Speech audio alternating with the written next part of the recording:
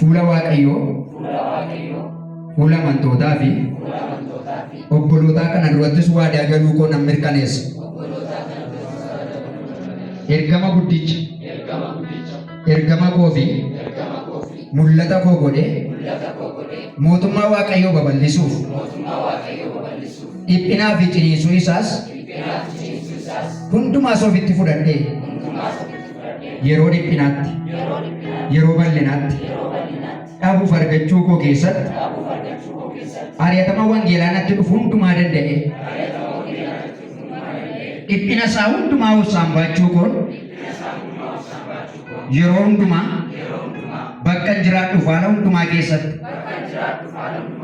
dhuga baatuu Kiristoos amanamaa ta'uu koo namoonni Kiristoosiin akka beekaniif gargaaruuf gargaarsa Waaqayyoo isa amanamaa fi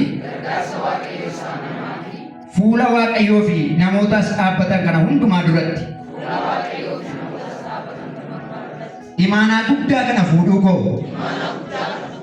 waadaa galeera. Gustaaf galata laanna.